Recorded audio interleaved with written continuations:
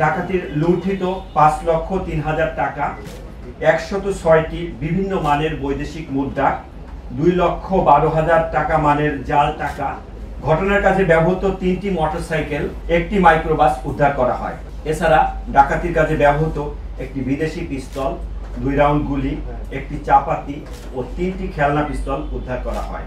24 জানুয়ারি 2025 তারিখ কামরাঙ্গীচক থানা এলাকায় আগ্নেয়াস্ত্র দ্বারা গুলি করে 50 ভরি স্বর্ণ লুট করার কথা প্রাথমিকভাবে আমাদের কাছে স্বীকার করেছে এবং 20 অক্টোবর 2024 তারিখ 7 মসজিদ রোড ধানমন্ডি থানা এলাকায় একই পদ্ধতিতে আগ্নেয়াস্ত্রের দ্বারা গুলি করে ভিকটিমের নিকট হতে 52 লক্ষ টাকা ছিনিয়ে নিয়ে যাওয়ার ঘটনায় তাদের সম্পৃক্ততা রয়েছে মর্মে প্রাথমিকভাবে তাদের স্বীকারোক্তিতে জানা যায়।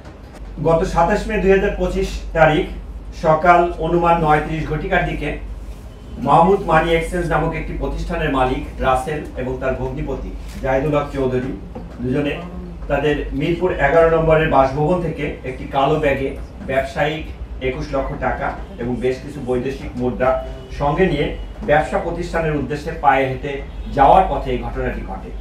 তা সকাল অনুমান 9:40 ঘটিকার দিকে শেরেবাংলা ন্যাশনাল স্টেডিয়াম ও ফায়ার সার্ভিস এর মাঝের যে গলি, সেই গলির মাথায় পৌঁছা মাত্রই ঘটনাস্থলের পূর্ব থেকে পথ পেতে থাকা 4টি মোটরসাইকেল যোগে 7-8 জন লোক যারা মাস্ক পরিহিত অবস্থায় ছিল তারা তাদের পথ রোধ করে।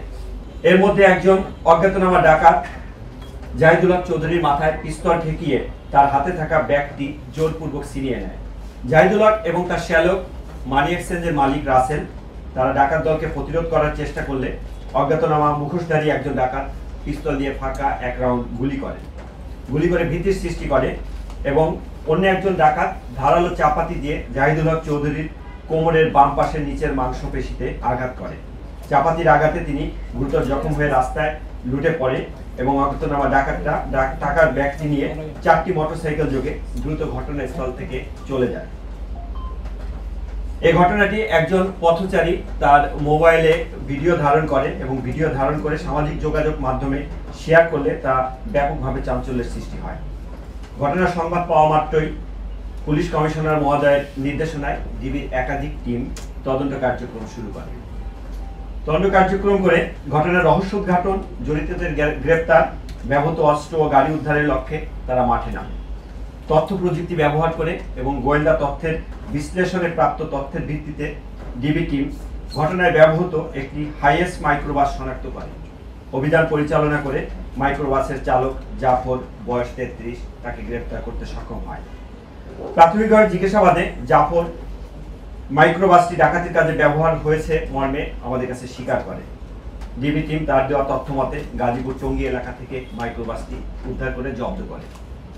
এছাড়া তথ্য প্রযুক্তির চূড়ান্ত বিশ্লেষণে প্রাপ্ত তথ্যের ভিত্তিতে ডিবির একাধিক টিম একই সাথে ঢাকা, বরিশাল, পটুয়াখালী, ময়মনসিংহ ও যশোর জেলার বিভিন্ন স্থানে অভিযান পরিচালনা করে ডাকাতির সাথে সরাসরি জড়িত ডাকাত দলের মূল পরিকল্পনাকারী জলিল মোল্লা সহ অপরাপর ডাকাত সদস্য মোস্তাফিজ, পলাশ, দীপু, সোহাগ সহ মোট 6 জনকে গ্রেপ্তার করতে সক্ষম হয়। এদের সকলেই পেশাদার ডাকাত। তাদের বিরুদ্ধে ঢাকা মহানগরী সহ দেশের বিভিন্ন স্থানে ডাকাতি, খুন, অস্ত্র সহ বিভিন্ন অপরাধের একাধিক মামলা রয়েছে।